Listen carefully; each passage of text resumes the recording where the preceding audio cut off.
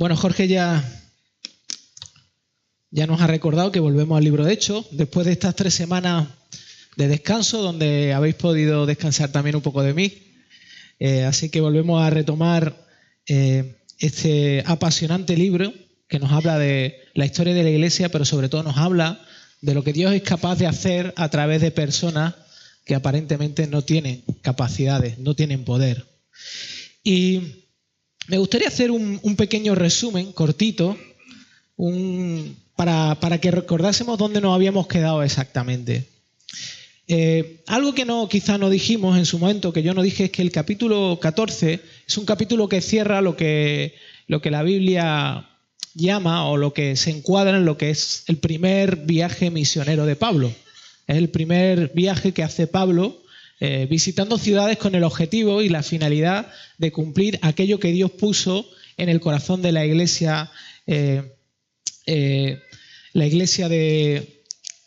Antioquía, que era donde estaba Pablo, y ellos fueron enviados. Dios utilizó a la iglesia para que tanto Pablo como Bernabé fueran visitando a las ciudades que habían en el extrarradio y fueran compartiendo las buenas noticias del Evangelio. El último domingo que estuve compartiendo con vosotros, hace unas 3 semanas, dejamos de vacaciones a Pablo y a Bernabé en una ciudad que se llamaba Derbe, que justamente antes de llegar a esta ciudad, a Derbe, no sé si lo recordáis, pero Pablo fue apedreado, lo apedrearon en el exterior. Aquellos que lo aclamaban como si fuera un dios, luego lo apedrearon, lo echaron fuera y pensaban que estaba muerto, y Pablo se levantó y, causa de la pasión que tenía por las personas y por Cristo, volvió a entrar en esa ciudad, ¿no? Así que, como digo, los versículos de hoy comienzan describiendo cómo Pablo, a pesar de las dificultades y los contratiempos que habían encontrado, continuaban hablando a otras personas de Jesús, continuaban compartiendo ese fantástico mensaje que tenía que ver con la persona de Jesucristo, con el Hijo de Dios, que había venido a traer esperanza a las personas, ¿no? Y dice el versículo 21 que hemos leído hace un momentito, es que lo que ellos hacían era muchos discípulos, ¿no? Una de las cosas que hacían, no solamente compartían el Evangelio, no solamente le hablaban le hablaban a las personas de Jesús, no solamente les daban información, sino que también lo que hacían era le impartían vida. Es decir, con estas personas tenían un tiempo donde les mostraban y manifestaban cómo esta verdad, esta información era capaz de cambiar su vida y cómo podían ayudarles a vivir de una forma totalmente diferente, ¿no? Por eso dice que una de las tareas era hacer discípulos, ¿no?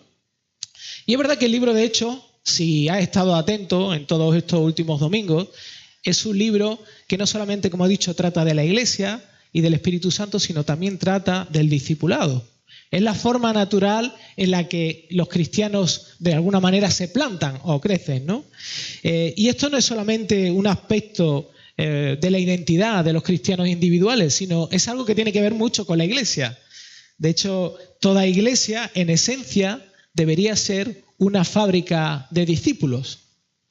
Una fábrica no de personas que tienen teología en la cabeza, sino una fábrica de personas que son capaces de vivir esa realidad y esa verdad que es capaz de transformar, ¿no?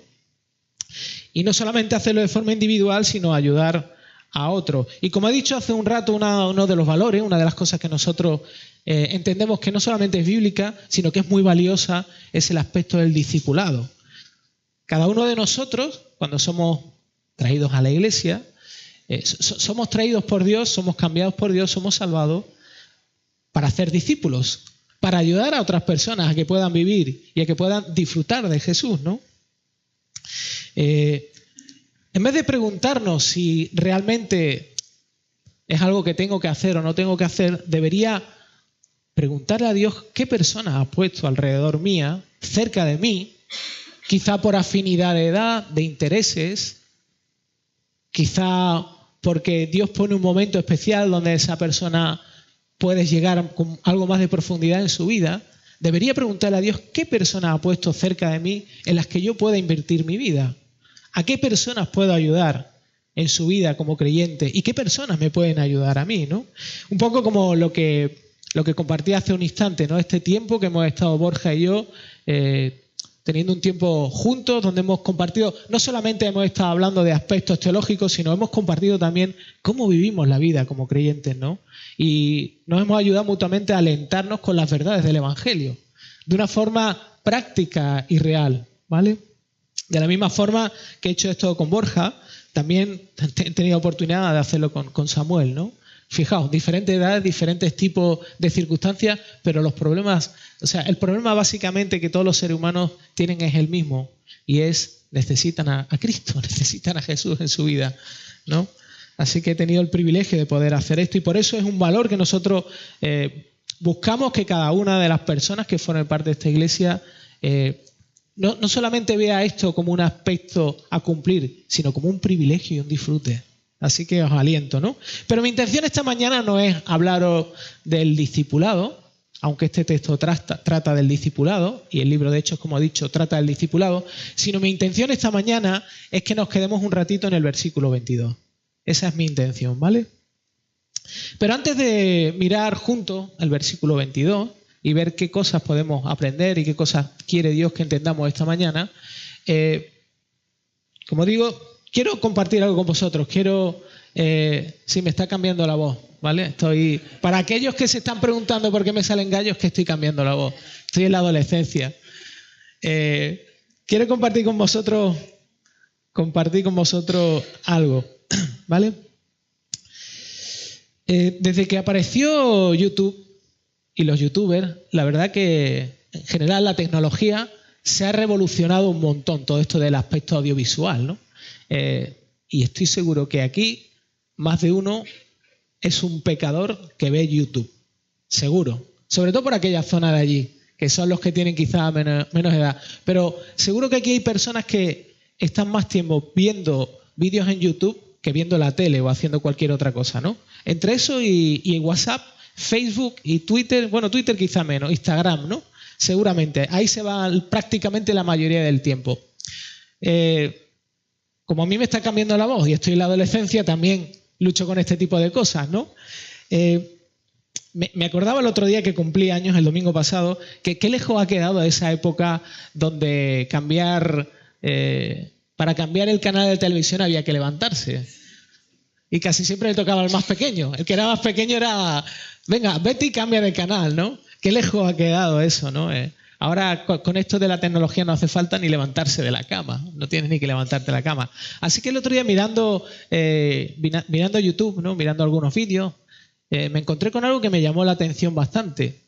A ver, yo soy una persona un poco inusual, por no decir friki, pero soy un poco inusual y me gustan a veces cosas un poco extrañas. Y me encontré un tipo de youtuber un poco diferente, ¿no?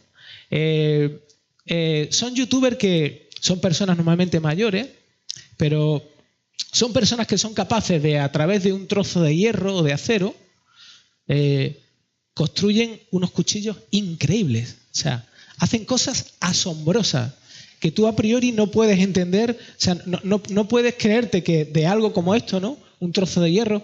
Esto es un trozo de un amortiguador trasero de una furgoneta. Es un tipo de amortiguación que son unos flejes, son unas planchas de acero.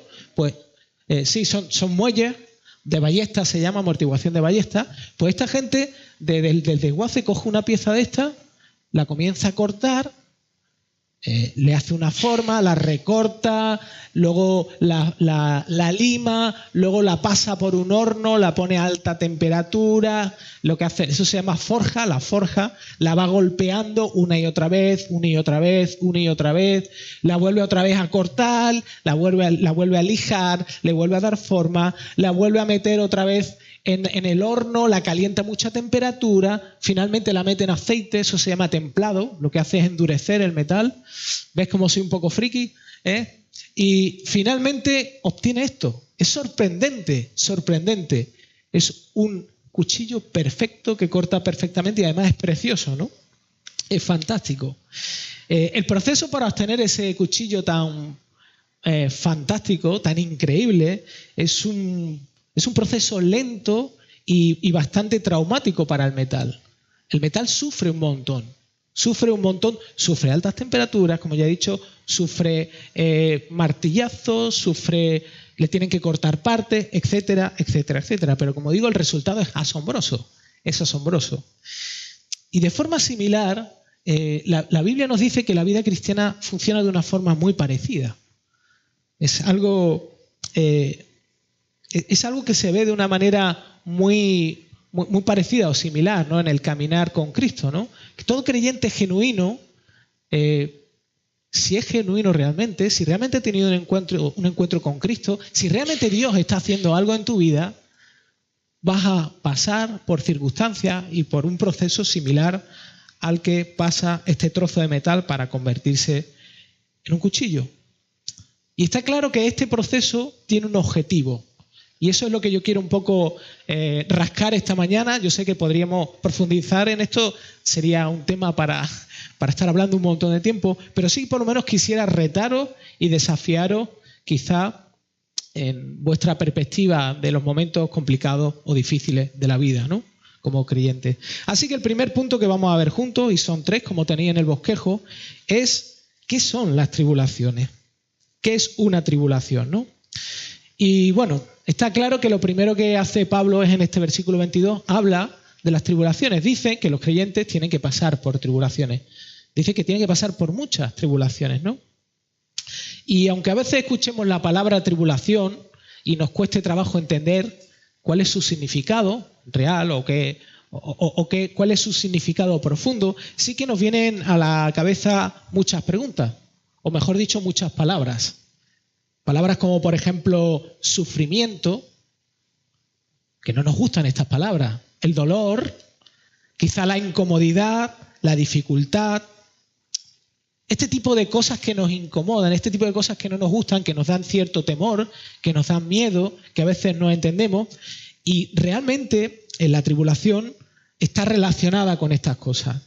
El diccionario de la Real Academia de la Lengua Española dice que la tribulación lo define como una congoja, como pena, como tormento, como una aflicción moral. Y la palabra griega que se utiliza en este caso para definir tribulación es una palabra un poco rara, se llama o se pronuncia flipsis, tiene mucha relación con aflicción, ¿vale? Se parecen un poquito, y cuyo significado la Biblia lo traduce como aflicción, angustia, temor interno, sufrimiento, tribulación, dificultad, ser acosado, hostilidad, opresión. Pero también, y esto es muy interesante, esta palabra se utiliza para describir como si estuvieran estrujándote, como si algo estuviera estrujándote, exprimiéndote, ¿vale? Se usa en ese sentido también. Por tanto, el término que Pablo está usando aquí cuando habla de las tribulaciones tiene mucha relación también con algo que sí conocemos bastante, las pruebas. La Biblia nos habla claramente de que a la vida de un creyente llegan momentos de prueba. Un momento de prueba donde nuestra fe es probada. ¿Con qué objetivo? Bueno, no voy a hacer un spoiler. Vamos a ir viendo cuál es el objetivo de pasar por esas circunstancias, ¿vale? Pero también es verdad que cuando nosotros pensamos en aflicción o en prueba o en tribulaciones, suele venirnos a la cabeza una imagen típica de un cristiano en una cárcel que le están poniendo una pistola para que renuncie a la fe, o a veces pensamos, nos vienen a la memoria iglesias que están siendo incendiadas o cristianos que están siendo asesinados, que realmente son imágenes aterradoras. A mí por lo menos me entristecen y me duele las circunstancias, o cuando vemos, por ejemplo, que se queman Biblias o que se evita que personas puedan tener contacto con el cristianismo, como pasa en Corea del Norte y otras ciudades, ¿no?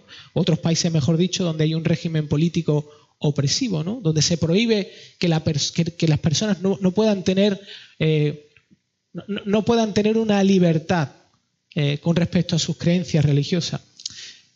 Pero Pablo realmente no se está refiriendo a esto. Sí es verdad que estos son evidencias de opresión y de aflicción, pero Pablo no está hablando de esto realmente en este texto. A los creyentes le está hablando de otra cosa más profunda que implica eso, ¿no? Dice el texto que Pablo los estaba animando y exhortando a permanecer en la fe. Es súper interesante. Pablo no le estaba diciendo, tenéis que estar fuerte ante esta circunstancia, sino lo que Pablo le estaba diciendo es que necesitáis confiar y creer en alguien en medio de esta circunstancia. Así que la clave para Pablo es guardarlos de la tendencia a dejar de creer en el Evangelio.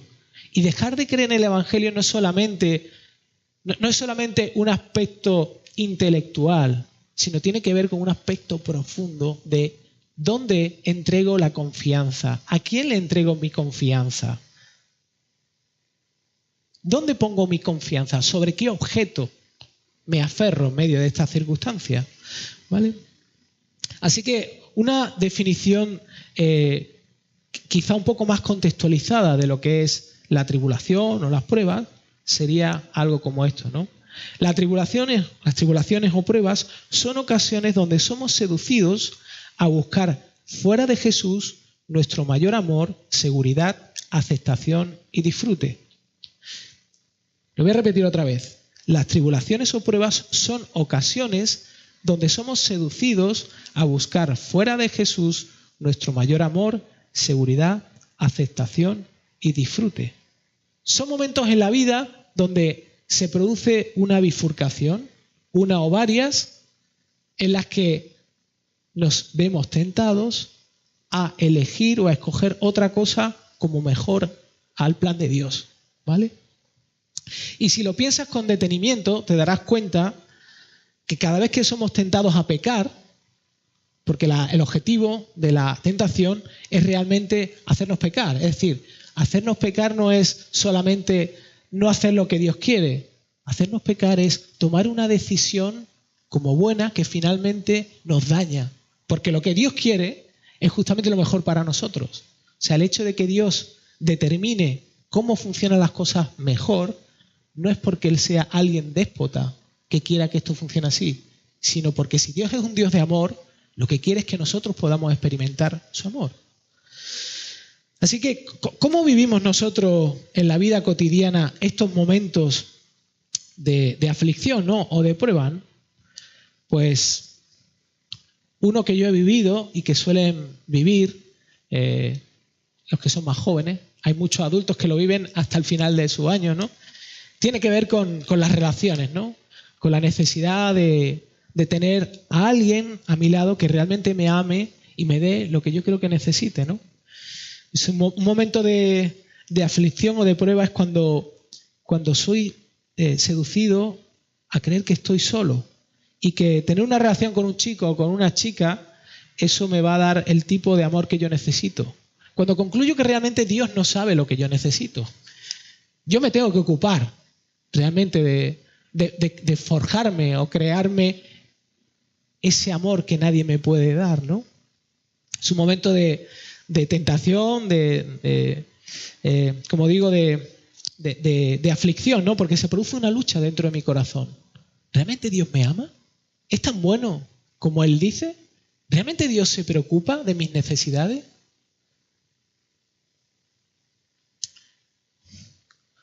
Cuando en medio de estas circunstancias tomo mi propia decisión, lo que estoy concluyendo es que Dios no le importo, Él no me ama y que no sabe lo que yo necesito. Y me olvido de algo que es esencial y es que si eso fuera así, Dios no hubiera enviado a su Hijo por mí, ¿no? Otra forma de vivir este momento de aflicción o de prueba o de dificultad es cuando intento tener todo bajo control. Mamás, sobre todo mamás y mujeres en general, algunos hombres también, pero sobre todo las mamás quieren tener todo bajo control.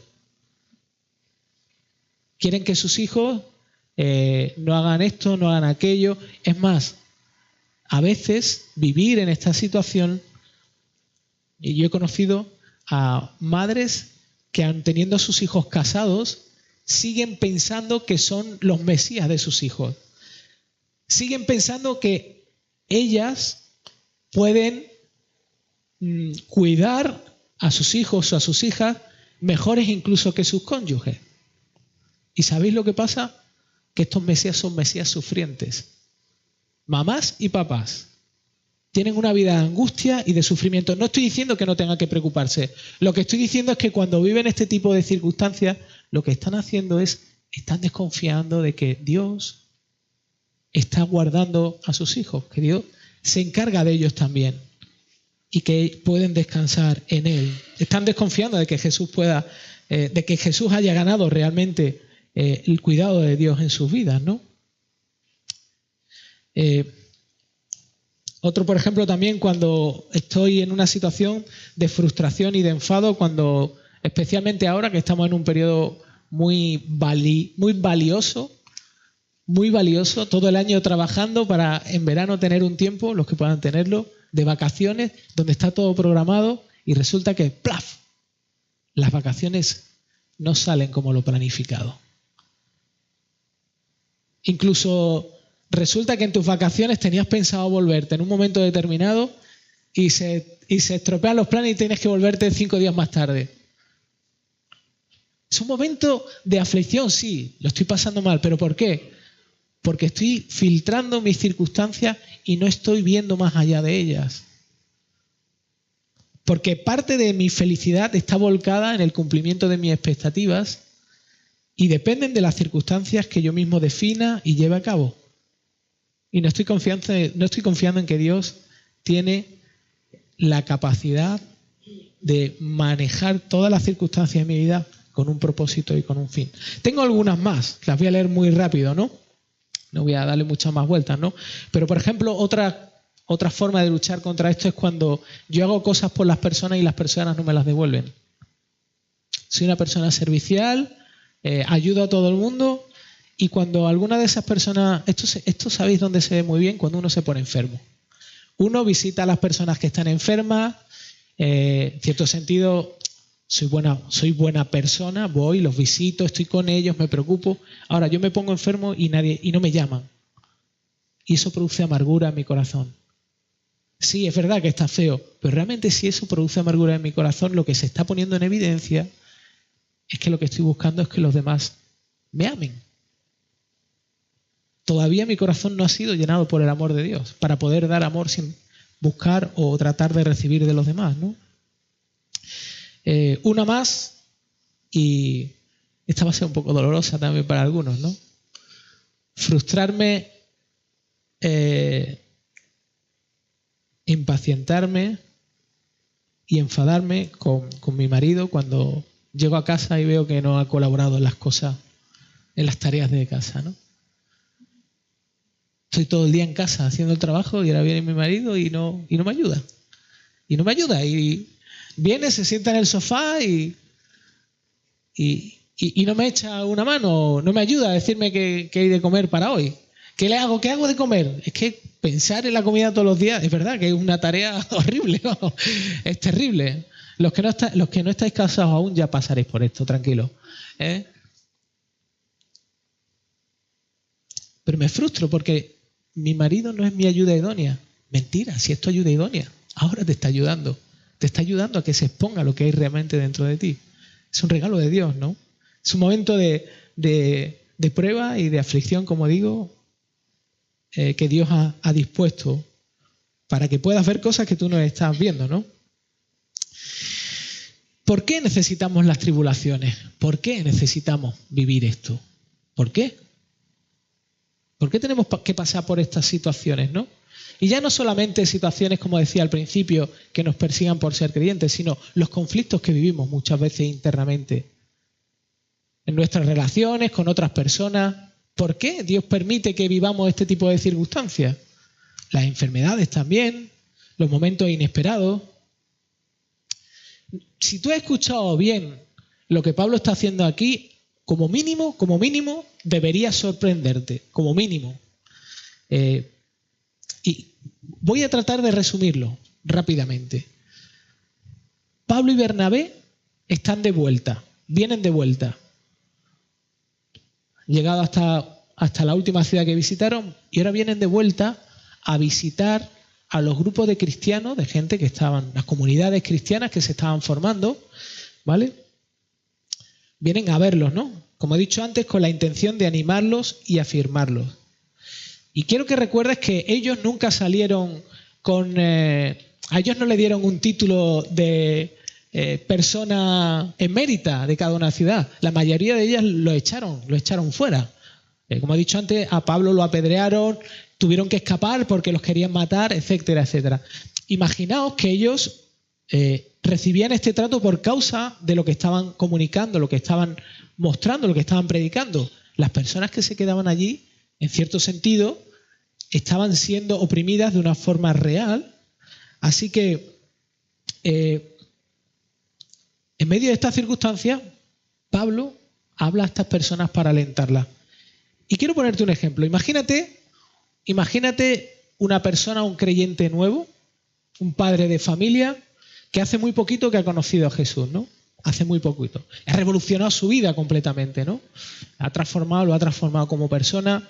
Y este hombre en su empresa resulta que su jefe le está tratando de obligar para que mienta en la declaración de los impuestos. Lleva todos los años mintiendo en la declaración de los impuestos y este año le vuelve a decir, mira, esto tienes que modificarlo porque si no así pagamos menos impuestos, etcétera, etcétera. Y este hombre, que es creyente nuevo, temeroso, con miedo, ora y le pide al Señor ayuda y finalmente toma la decisión con miedo de decir, mira, no voy a mentir ahora, porque yo amo a Cristo y sé que esto es una forma de deshonrarlo a Él y yo quiero obedecerlo porque lo amo y porque Él me ama a mí. Y este hombre decide no mentir en los impuestos. Lo siguiente que se encuentra es el despido. Lo echan. Así que este hombre lo echan del trabajo, pero resulta que este hombre tiene 3 niños y tampoco es que le sobre mucho el dinero y está sin dinero y no sabe si el siguiente mes podrá dar de comer a sus hijos y a su familia o pagar el alquiler. Y resulta que este hombre está aquí sentado contigo al lado. ¿Cómo alentarías a esta persona? ¿Cómo le darías esperanza a esta persona? ¿Cómo lo harías? ¿Qué le dirías? Una persona que está viendo una situación difícil, una situación complicada. Lo más natural que nosotros hacemos es pensar de las circunstancias que estaba viviendo este hombre, pensar de forma negativa. Hay 2 extremos. Hay un extremo donde alguien podría decir, bueno, esto te está pasando porque has hecho algo malo. Has hecho algo malo y, entre comillas, ¿no? No deberías haber hecho eso, deberías haber pensado en la situación de tu familia, deberías haber finalmente haber hecho lo que tu jefe te decía. Pero otros, la forma de alentarlo sería tratar de desviar a esta persona de las circunstancias, tratar de desviar la atención de esta persona de sus circunstancias por todos los medios, ¿no? Y diríamos cosas como, por ejemplo, mira, estoy hablando de un contexto cristiano, no estoy hablando de gente que no sea creyente. Diría, no te preocupes, todo va a salir bien, ¿vale? Tú no te preocupes, si todas las cosas finalmente acaban bien. O le diríamos, ya verás cómo esto va a durar muy poco. Esto es cuestión de tiempo. O incluso si somos más espirituales diríamos, seguro que Dios tiene un trabajo mejor para ti. Esto ha pasado porque Dios tiene un trabajo mucho mejor para ti y ya verás que Dios quiere que tú tengas un trabajo mucho mejor, ¿no? Y realmente estos son buenos deseos que nacen de un corazón que, en cierto sentido, lo que quiere es lo mejor para esta persona. Y no dudo que no sean genuinos, que no sean sinceros, pero realmente no están fundamentados en la verdad. No están fundamentados en la verdad. Y si los analizas, te darás cuenta que solo pueden proporcionar un alivio superficial porque ponen la esperanza de esa persona en un cambio en las circunstancias. Y hay algo que no podemos asegurar. No podemos asegurar que nuestras circunstancias cambien. No tenemos control sobre nuestras circunstancias en el sentido de que no controlamos todos los parámetros. Si nosotros damos esperanza a una persona en el cambio de las circunstancias, nos estamos quedando en la parte de la superficie, ¿vale? La forma en que Pablo hace esto es asombroso.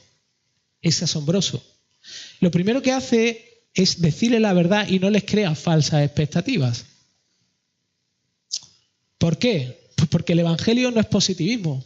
El Evangelio no es positivismo. El Evangelio no es voy a pensar en positivo, bueno, Jesús es un modelo, Jesús es alguien que me alienta, es alguien que me dice cómo debo vivir. El Evangelio no es eso, no es una idea positiva y feliz. No es eso, es algo mucho más profundo y poderoso y real. Es la segunda persona de la Trinidad, es Dios mismo a través de su Espíritu trabajando por mí y en mí en medio de mis circunstancias, que pueden no cambiar. Pueden no cambiar. Pero lo que sí, el Evangelio sí que nos muestra el poder de Dios para cambiarnos a nosotros en medio de nuestras circunstancias. Así que la forma en que Pablo anima a estas personas a la luz del versículo es escandalosa y herética. Pablo no le está diciendo, no te preocupes, no os preocupéis, tranquilo. No, Pablo lo que le está diciendo es, no dejéis de creer en el Evangelio, porque Dios ha determinado que necesitáis pasar por muchos y diversos momentos difíciles en vuestras vidas. Eso es lo que le está diciendo Pablo. Necesitáis vivir este tipo de circunstancias y que sepáis que van a ser muchas. Ahora vamos a ver cuál es el objetivo final de vivir estas circunstancias. Interesante que Pablo no le está diciendo, justamente, él habla que tienen que pasar por estas circunstancias para entrar en el reino de Dios, y vamos a ver un poco lo que quiere decir eso más adelante. Pablo no le está diciendo que es a través de muchos momentos de éxito en la vida que van a entrar en el reino de Dios, sino que es necesario que vivan este tipo de situaciones complicadas muchas veces, como he dicho, ¿no? Se lo dice a ellos y nos lo dice a nosotros. Pero a lo mejor tú que estás ahí sentado y que no te atreves a hablar, porque normalmente cuando alguien predica nadie habla, todo el mundo piensa muchas cosas, algunos se quedan dormidos, desde aquí se ve todo, os aviso. Algunos de vosotros seguramente estáis diciendo, por lo menos habéis reído, eso quiere decir que estáis despiertos. Algunos podéis decir, a ver David, espera, a ver. O sea, tú me estás diciendo que Dios permite que yo lo pase mal. Eso es lo que tú me estás diciendo, pero no me lo estás diciendo claro. Bueno, sí y no. Sí y no. Esa es mi respuesta corta. ¿Por qué? El sufrimiento en la vida cristiana no es una cosa extraña. De hecho, es uno de los temas clave. Es uno de los temas que más se trata en la Biblia. El dinero es otro de ellos también, ¿no? Y hay una gran cantidad de versículos sobre esto. Y quiero compartir, hay un montón. Yo he escogido 2 de ellos que creo que son más relevantes, que son el texto que hay en 1 Santiago, versículo 2, y en 1 Pedro, capítulo 1, versículo 6, ¿no? De Santiago seguro que os suena, lo habéis leído muchas veces, dice, tened por sumo gozo, hermanos míos, el que os halléis en diversas pruebas. Hay una relación entre el gozo, y el gozo no es un estado de felicidad, el gozo es un estado, como Jesús le dijo a la mujer samaritana en Juan 4, una vida plena, una vida, una percepción de llenura, una vida con un propósito. Pues justamente esa experiencia está relacionada con las pruebas. O sea, Santiago dice que cuando te encuentres en estas circunstancias estés alegre. Porque hay algo ahí que es muy valioso, aunque tú no lo veas. Y Pedro, en 1 Pedro 1.6 dice, en lo cual os regocijáis grandemente, está hablando del Evangelio, el contexto anterior es el Evangelio que han recibido, aunque ahora por un poco de tiempo, si es necesario, seáis afligidos con diversas pruebas. Se está hablando de creyentes que han recibido el Evangelio, que han revolucionado sus vidas, pero que obviamente esas personas van a ser afligidas con diversas pruebas, ¿no? El cristianismo sin sufrimiento no podría existir. Es una parte esencial de tu crecimiento y de mi crecimiento. Y esta frase tan pequeña es sumamente importante porque lo cambia absolutamente todo. Hace la diferencia entre sufrir mal y sufrir bien. Hace la diferencia entre pensar que lo que viene a mi vida es el resultado de un caos aleatorio o entender que mi vida no está fuera de control, sino que mi vida está en manos de alguien que no solamente es sabio, sino que es puro amor. Es puro amor. Esa es la gran diferencia, ¿no? Es más, Jesús escogió el camino del sufrimiento en Getsemaní. Jesús podía haber rechazado esto, podía haber dicho, ¿yo sufrir? ¿Por qué tengo que sufrir yo? Pero él escogió el camino del sufrimiento. Así que el discípulo no puede ser menor que su Señor. Pero retomemos la pregunta desde este punto. ¿Por qué necesitamos pasar por estas desagradables situaciones? Responde Pablo, para que podamos entrar en el reino de Dios. ¿Qué quiere decir esto de entrar en el reino de Dios? ¿A qué se está refiriendo Pablo? ¿La salvación no es algo que es gratuito? ¿No hemos repetido hasta la saciedad que nosotros no podemos ganarnos la aceptación de Dios? ¿Que eso es algo que recibimos como un regalo? Entonces Pablo, ¿por qué dice, qué está diciendo? ¿Que tenemos que sufrir para que Dios finalmente nos deje ser parte de su familia? ¿Eso es lo que está diciendo Pablo? Pablo no está hablando de recibir la nueva vida después de la muerte, no está hablando de la salvación. Además, en su expresión, él está utilizando nosotros, se está incluyendo. Pablo es un defensor de la salvación por la fe, no por las obras. Por lo tanto, Pablo no está hablando de esto, ¿no? Ellos se están incluyendo. Se está refiriendo a otra cosa totalmente diferente. ¿A qué? Bueno, vamos a leer el resto de los versículos que vienen después de Santiago 1.2 y de Pedro 1.6. Versículos del 3 al 4 de Santiago, del capítulo 1, dice: sabiendo que la prueba de vuestra fe produce paciencia y que la paciencia ha de tener su perfecto resultado, para que seáis perfectos y completos sin que os falte nada. En 1 de Pedro 1, versículo 7 dice: para que la prueba de vuestra fe, más preciosa que el oro que perece, aunque probado por fuego, sea hallada que resulta en alabanza, gloria y honor en la revelación de Jesucristo. Las pruebas y las dificultades tienen el objetivo de que tú puedas conocer más a Dios. Tienen el objetivo de que tú puedas descubrir quién es Dios realmente. Es más, siempre pensamos en el contexto quizá de personas que tienen lucha. Somos creyentes, tenemos lucha, pero quiero decirte algo. Si tú realmente eres una persona que has tenido un encuentro con Cristo, si tú realmente has probado lo que significa el amor de Dios a través de Jesucristo en tu vida y estás viviendo ahora de forma rebelde, quiero decirte una cosa. Dios va a hacer todo lo posible para que te vuelvas a Él. Va a ser doloroso. Incluso ahora estés viviendo en un momento de ceguera y de oscuridad y de rebeldía. Pero Dios, en su amor celoso, va a hacer todo lo posible para que tú no te pierdas.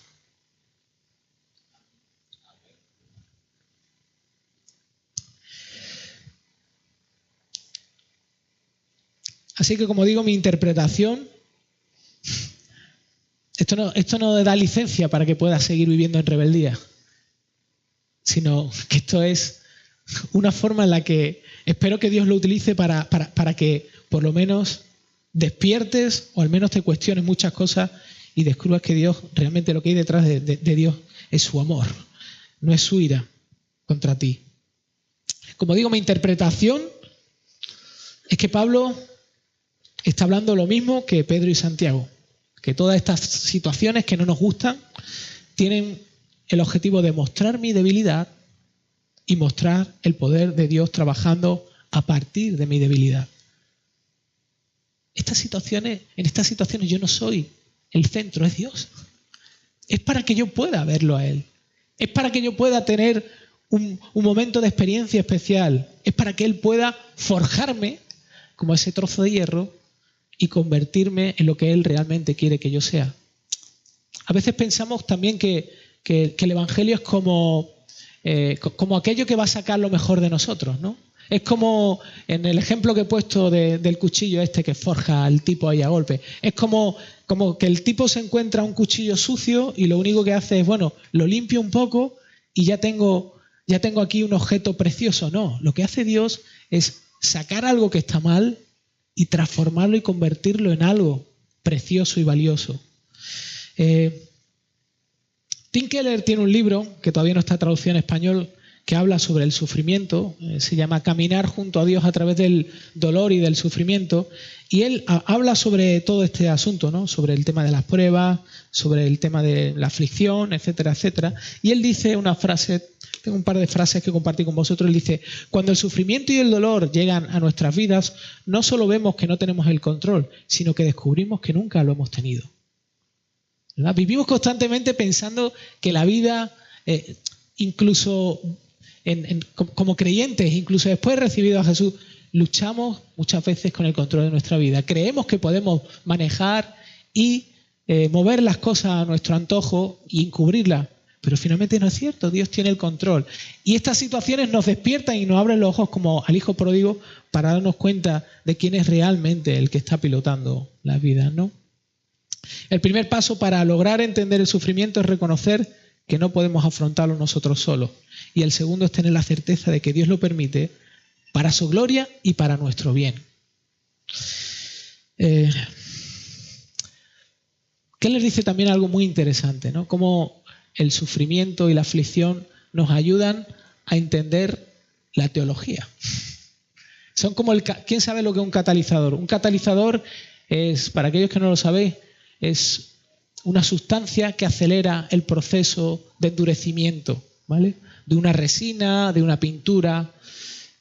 Dios utiliza la aflicción y el sufrimiento como catalizadores, ¿no? Y dice Keller, una de las formas principales en las que somos movidos de un conocimiento abstracto de Dios a un encuentro personal y vivo con Él es a través del horno del sufrimiento. Los creyentes entienden algunas doctrinas en su mente, pero éstas no viajarían al corazón si no fuera a través de la decepción, el fracaso y la pérdida. José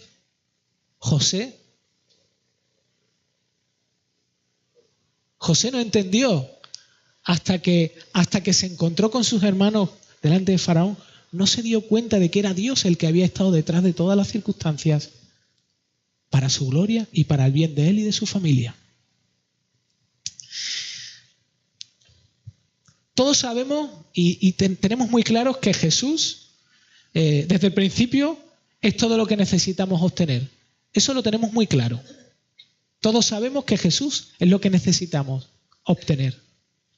Pero realmente,